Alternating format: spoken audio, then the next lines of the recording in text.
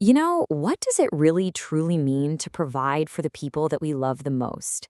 In this explainer, we're going to dive into a pretty powerful story about finding that balance between faith, family, and the practical steps that lead to real financial peace. Hello there, I'm Nathan Thomas. Thanks so much for joining me today. Let's get right into it.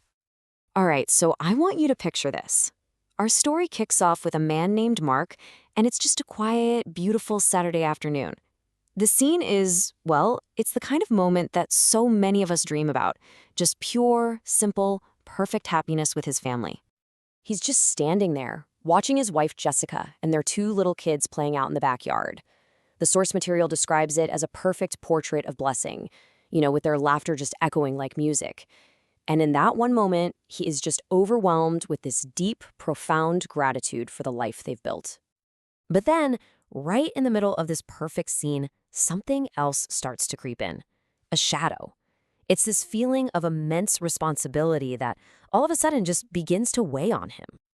And this is the question that just shatters his peace.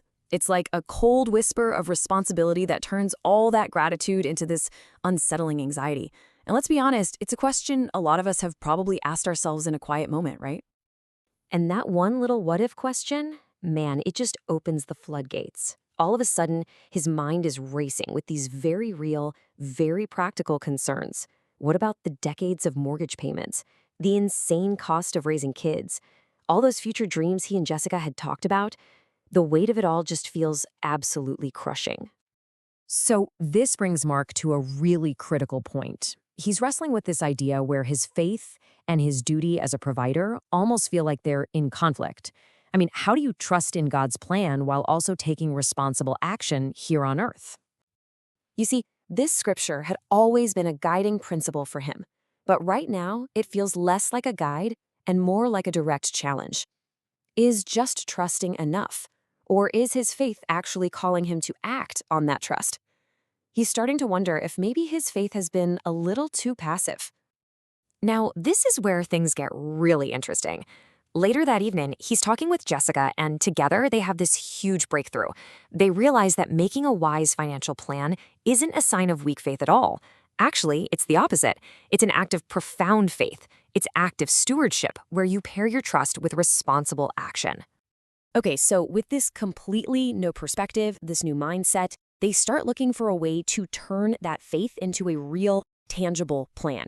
They need a tool, something practical that can bridge that gap between their responsibility and their peace of mind. And that's what leads them to term life insurance. But they don't see it as a product that's driven by fear. Instead, they see it as a modern tool to uphold that timeless biblical command to provide for their family. It's a powerful solution, and for a pretty modest monthly cost. Think about what this actually does for them. With one simple policy, they now know that if the unthinkable happened, boom, the house would be paid off. Their kids' needs would be completely provided for.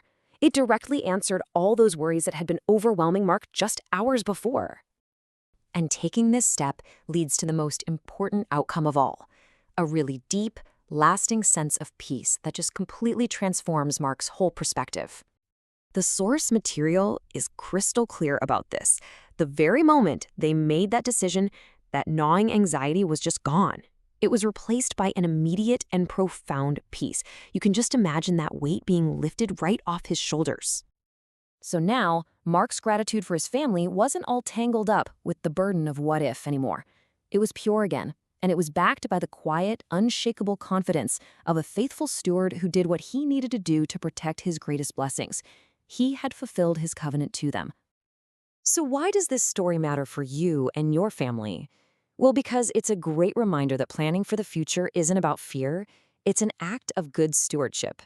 It's how you fulfill that mandate to provide for your household, and it guarantees that your family is protected when they need it the most.